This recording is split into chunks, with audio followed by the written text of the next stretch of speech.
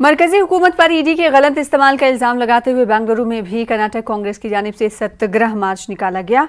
इस मार्च में डीके शिव कुमार और सिद्धरमैया समेत कांग्रेस के कई सीनियर लीडरान ने शिरकत की। इस एहतजाजी मार्च में कांग्रेस कारकुनों की हजारों की भीड़ नजर आई। एहतजाजी मार्च में मरकजी हुकूमत के खिलाफ जमकर नारेबाजी की गई।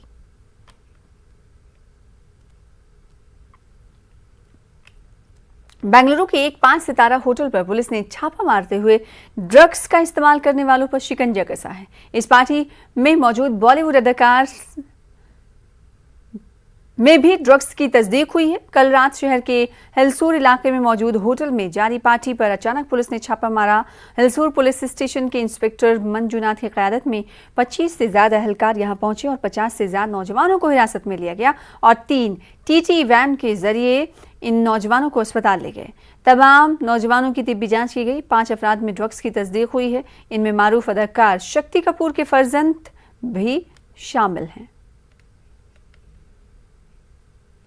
मोदी हुकूमत ने हिंदुस्तान के मुसलमानों के नहीं बल्कि खलीजी ममालिक के मुसलमानों के दबाव में आकर नुपुर शर्मा और नवीन कुमार जिंदल के खिलाफ कार्रवाई की है। बेंगलुरु में कर्नाटक के साबिक वजीर और कांग्रेस के सीनियर लीडर दिनेश ने ये बात कही। दिनेश जीराव के असेंबली हल्के में कर्नाटक प्रदेश कांग्रेस कमेटी के अक़लियती शोबे का इजलास मुनक्किद हुआ। अकरम पाशा ने अक़लियती शोबे के मकामी सदर की हैसियत से अपने ओहदे का जायजा लिया।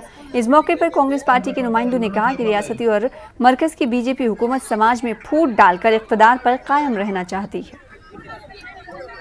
गल्फ से जब उधर से लोग पूछने शुरू किया तब किया, मतलब भारत के मुस्लिम लोगों के बात नहीं माने हैं, गल्फ के मुस्लिम लोग मान रहे हैं बीजेपी, क्योंकि उनके साथ बिजनेस का ये है ना।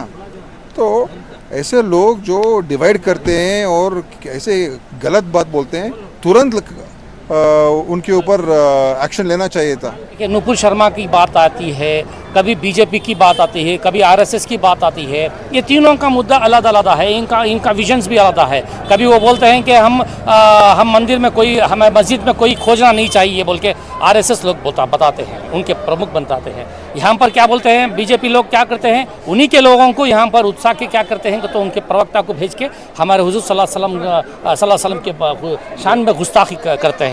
यहाँ बहुत बड़ा अल्लाह का करम है। गांधीनगर क्षेत्र रामचंद्रपुरम है। यहाँ सब हिंदू मुसलमान सब भाई भाई जैसे हैं। यहाँ बहुत सब हम लोग सब बहुत खुश हैं। सबसे ना हमारे से ना उनको परेशानी, ना उनसे हमारे को परेशानी। हम लोग सब भाई भाई जैसा हंसी खुशी से रहते हैं, साथ में रहते हैं। 2 करोड़ का हमारे को एक स्कूल बना के देखे है। अभी उर्दू इंग्लिश कन्नड़ा 3 भी है इसमें, खाली उर्दू नहीं, कन्नड़ा इंग्लिश उर्दू 3 भी है। ये बीजेपी सरकार आने के बाद इतना गरीब को जात को लड़ाई करते हैं।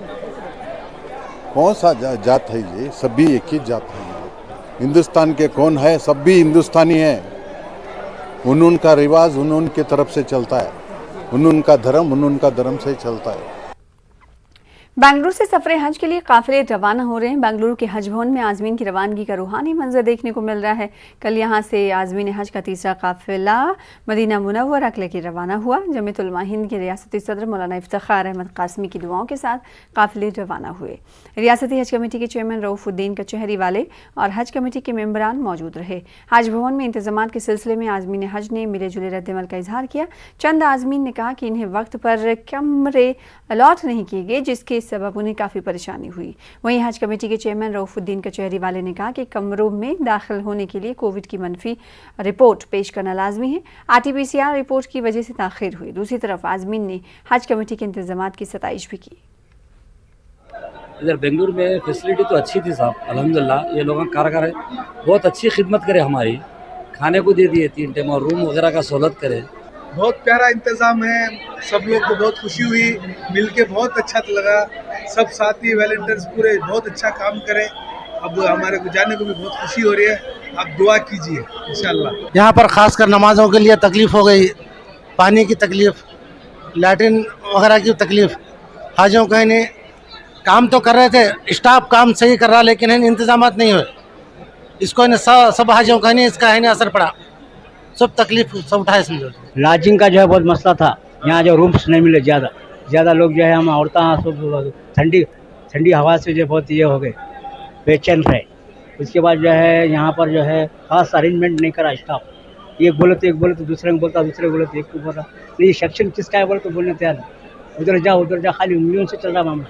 लगभग सुबह दोपहर में आकर सब फॉर्मेलिटीज़ पूरी कर लिए। अब रियाल वगैरह दिए हैं अल्लाह पाक से, हम लेकर इंशाल्लाह हज के लिए रवानगी हो रहे हैं। सलाम की गुजारिश सबसे अल्लाह मग़फ़िरत फरमाए, आमीन।